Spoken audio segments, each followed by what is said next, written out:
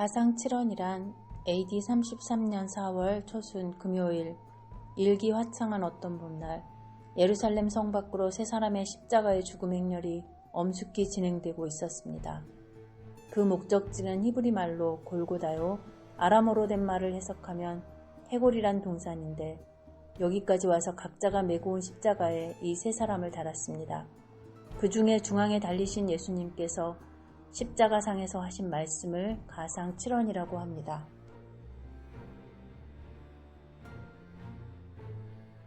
아버지여 저희를 사하여 주옵소서. 예수님은 처음으로 하나님을 아버지라고 부르신 분입니다. 구약에는 아버지란 말이 없으나 예수님은 아버지라 부르시면서 우리에게도 아버지라고 부르도록 주기도문을 비롯하여 여러 곳에서 가르쳐 주셨습니다. 성도는 아버지가 두 분이십니다. 육신의 아버지와 영혼의 아버지, 하나님 아버지이십니다. 이 세상에는 하나님의 자녀와 마귀의 자녀가 있는데 우리가 하나님의 자녀가 된 것은 놀라운 축복이 아닐 수 없습니다. 하나님을 아버지라 부름은 인간의 인격적 참여를 말하는 것으로 우리는 하나님을 나의 아버지로 모시게 될 때 내 모든 문제는 해결되고도 남음이 있습니다. 예수님은 이것을 가르쳐 주셨습니다.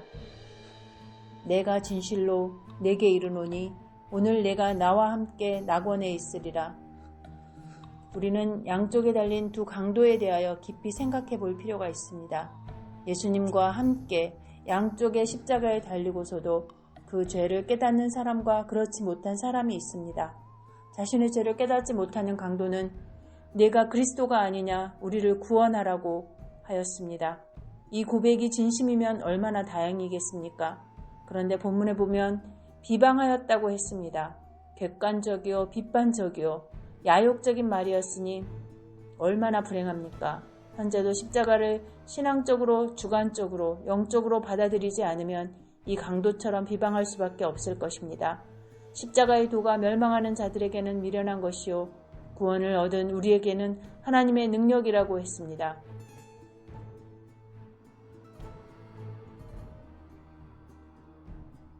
지금도 강도처럼 죽어가면서도 회개할 생각은 하지 않고 비방하는 자가 많습니다. 고난과 십자가에서는 선한 말이 나오기 힘든 모양입니다만 중앙에 계신 예수님이 하나님의 아들인 줄 알고 구세주임을 알았다면 구원을 호소하였을 것입니다. 바로 그런 강도가 있었습니다.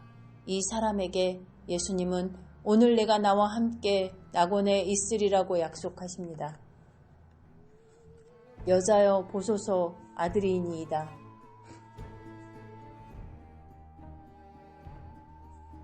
세 번째 주님의 눈동자가 집중된 것은 여기 그의 어머니 마리아가 계신 곳입니다.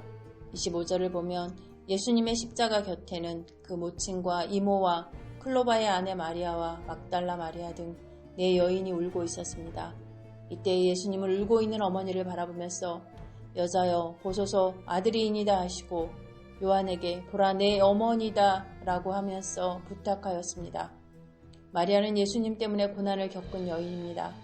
예수님을 성령으로 잉태하게 되어 남편에게 소원과 마음을 가지고 있었으며 이제 예수님을 먼저 보내는 어머니의 마음은 한없이 슬픔이 밀려왔을 것입니다.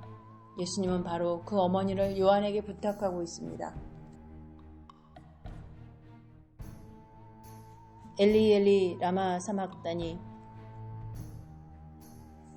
나의 하나님 어찌하여 나를 버리셨나이까. 이것은 말할 수 없는 고뇌에서 비롯된 절규였습니다.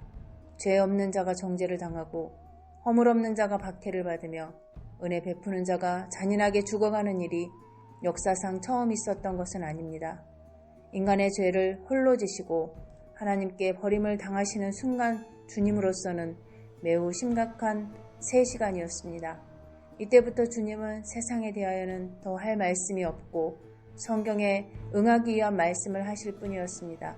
이런 절규를 통해서 우리는 주님도 우리와 같은 육신의 몸을 입고 있었다는 것을 알 수 있습니다. 내가 목마르다. 이 말씀은 그리스도의 인성을 입증하고 신성을 나타내는 요한복음에만 기록되어 있습니다. 주님이 십자가상에서 내가 목마르다 하심은 곧 목마른 인생을 부르시는 뜻도 있습니다. 인생은 어디서 무슨 물을 마셔도 그 심한 갈증을 해소할 수 없으나 주님이 주시는 물은 영원한 갈증을 해소합니다. 너희 목마른 자들아 물로 나오라. 돈 없는 자도 오라. 너희는 와서 사 먹되 돈 없이 값 없이 와서 포도주와 젖을 사라. 이 물을 마시는 자마다 다시 목마르거니와 내가 주는 물을 마시는 자는 영원히 목마르지 아니하리니 나의 주는 물은 그 속에서 영생하도록 솟아나는 샘물이 되리라고 말씀하셨습니다. 다 이루었다. 십자가에 달리시기 전날 밤에 가죽 채찍으로 39대의 매를 맞으셨습니다.